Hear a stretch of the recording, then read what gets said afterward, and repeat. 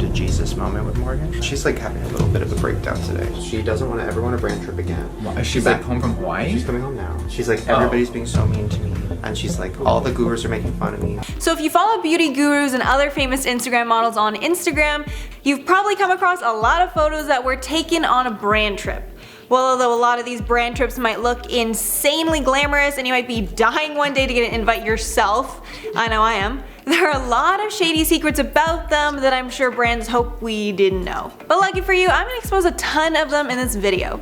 Hey, what's up IOers, it's Mackenzie Smith here, and today I'm gonna be filling you in on all the shady things you need to know about brand trips. So if you're not sure what influencer brand trips are, basically it's when huge beauty or clothing brands will pay for tons of influencers to go on trips to beautiful and exotic locations like Hawaii and Fiji so that the girls can take a bunch of photos and vlog it for YouTube in order for the brand to sell more to their followers. Some of the brands that are best known for this practice are Revolve, the clothing brand, Tarte Makeup, and Dote Clothing. And this is hugely successful for the brands. In fact, in 2017, Women's Wear Daily reported that over 70% of all sales at Revolve were driven by influencers. And for makeup, it's estimated that Tarte pays roughly $340,000 per trip, relying on influencers to drive customers in pursuit of the Tarte girl lifestyle towards their website to make that money back. And that's a big thing here. A lot of what brands are trying to promote isn't the actual items themselves, but it's the lifestyle that these influencers promote.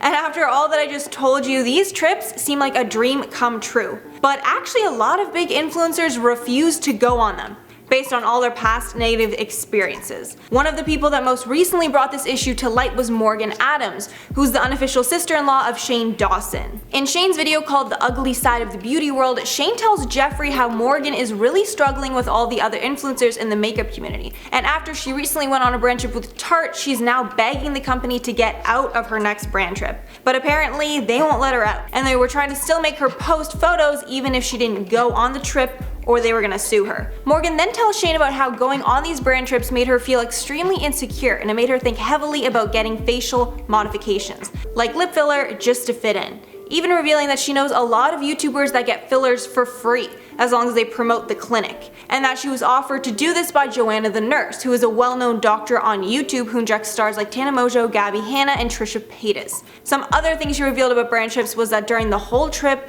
most of the other girls would just talk about their brand deals and how much money they're receiving, leaving Morgan feeling really bad about herself, saying, quote, "The people like makeup gurus were scary. I was dumbfounded. I've never been in a situation where people were actually rude like that," Morgan said. Then continued, "They just pretend I wasn't there." Wow. Then she spoke about how she felt like the odd one out, and that she felt like the beauty community has given up on these trips, with Shane then confirming that. They did. Did you feel like you were one of them, or like you felt like the misfit? Because I always felt like I'm like I was the one out. They could tell that my foundation wasn't on my neck. It wasn't even beauty people on the trip, so I'm assuming that all the beauty people kind of gave up on going because they're so bad. Andrew? Yeah, we did. Then Morgan says that on the trip, aside from all the people bragging, no one would really talk to her, and they were all incredibly rude to her, leaving her feeling very left out. That's when she brought up the alleged 30% rule as to be the reason.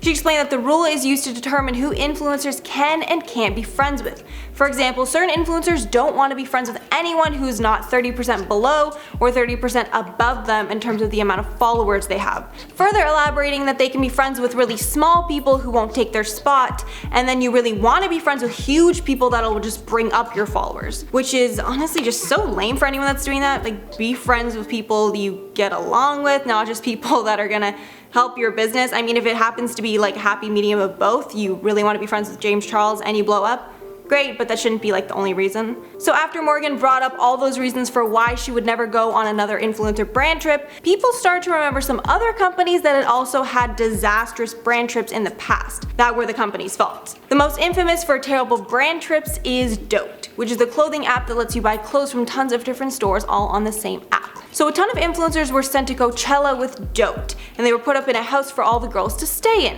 Two of the influencers that were most vocal about being treated differently were Daniela Perkins and It's Keisha. And the controversy started when Perkins made a video talking about how she felt strange in the house and during photo shoots because of her race, citing the main thing was that all the white girls stayed in one side of the house with really nice rooms, while all the non-white girls stayed in a makeshift bedroom across from the house, completely separating them, and saying she felt really uncomfortable around the other girls, like she was back in high school dealing with catty people.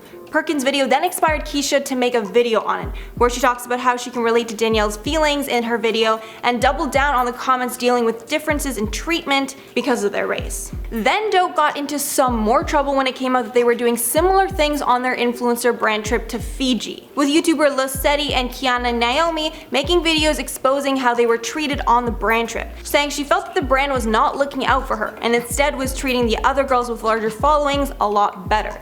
And then Kiana also brought up race, saying that she felt like a diversity ticket.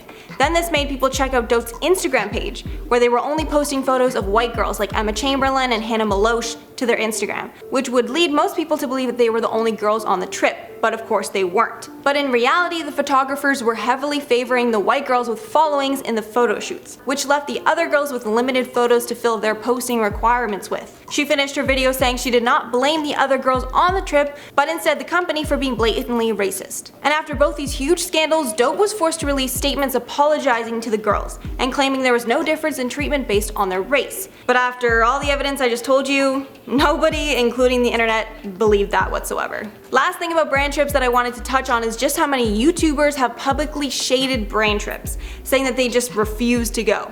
One of these people is Jeffree Star, who tweeted, "Dear makeup brands, everyone including me is tired of seeing influencer brand trips. You shouldn't need to fly 45 people out to a foreign country to sell some mascara. The way the industry works needs a major overhaul. This industry is stale, so wake the F up." Okay. Then another beauty guru that has been in the community for years, Marlene Estelle aka Makeup Geek, responded, saying, quote, "Agreed, it's different if it's a trip as a thank you for their support for the brand. I'm all for that, but don't make them post to social since it's a gift.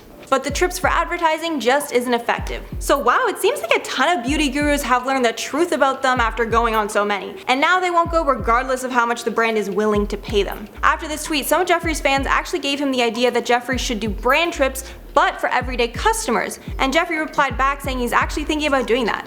So damn, maybe that would be coming in the future, and that would be really, really cool. I'd love to go on one of those. Well guys, that's all for the video. What do you guys think about all this? And has all this completely ruined brand trips for you? Because I know after all this, I'm going to be thinking twice about all the content I see from brand trips in the future. Let me know your thoughts in the comments down below. And speaking of comments, I want to shout out a few from my Amanda Bynes is Pregnant video. So Ayla Santos said, "I'm here within 25 seconds of them posting. Woo, I love InformOverload." Yes, thank you so much, Queen. We appreciate it. Also, yeah, for anyone that hasn't turned on the bell, turn it on. You'll be notified right when we upload and you can be part of the early squad. Then Betty said, "It's funny to hear Charlotte laughing in the background." Oh my god. Yeah, so she was there when I was filming and kept knocking things over and making noise. I wasn't! Like she is right now. No. Thank God we have bloopers for all this. Then Gerald Mata said, "I'm currently pregnant 25 weeks on Friday and I have 2 kids. I'm very emotional, but I have faith that everything will be okay. Just staying safe and washing my hands constantly and staying home." Yeah, I think that's just the best way to go about it. Not really much more anyone can do. Then Sarah Elisa said, "Came faster than Amanda Bynes' personality changes." That's just iconic. Thank you for that comment. Okay guys, well that's all for the video. Like and subscribe down below if you want to see more videos like this, and I'll see you guys in the next one.